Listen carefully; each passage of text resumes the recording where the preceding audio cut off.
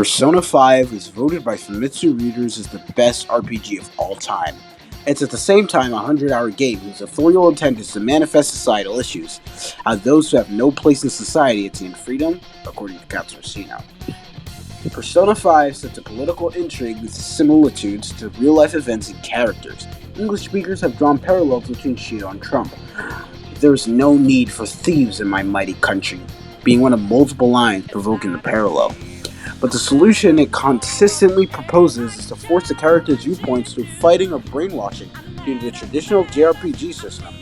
The game pretends to acknowledge this ancient third script, but it barely serves the window dressing considering that these actions still keep being the player's main activity throughout the game. The game's manicheist cartoonization of villains lessen the game's verisimilitude of its message, since it distances the present of corrupt leaders as extremist individuals.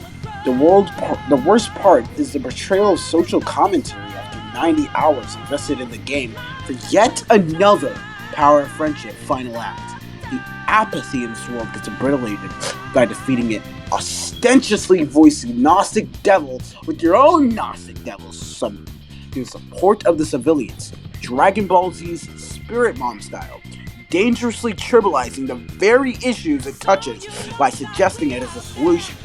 I seriously wish every problem in my country went away just like that. I guess everyone does too.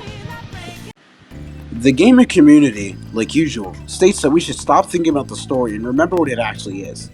It's a video game. You shouldn't care about the story. If it's fun, it's good. Because that's what video games are for.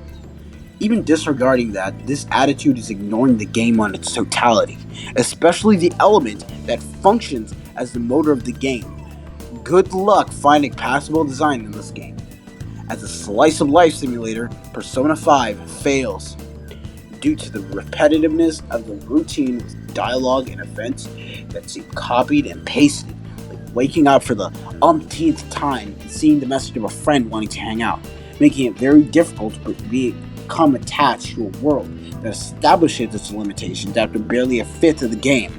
As a dungeon crawler, because of the constant condescendence of pointing out paths, the conveniently placed shortcuts, the puzzles, the excessive linearity, and the lack of resistance towards the player's resources, the game fails to the most basic understanding of what dungeons are and are used to make them work.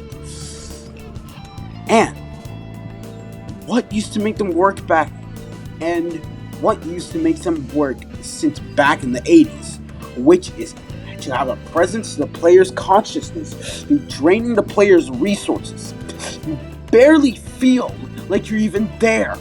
Persona 5 is so afraid of making the player lose its track that its vomit-inducing long tutorial realization makes Okami and Blazing Swords introductions seem understanding of the player's intelligence and time.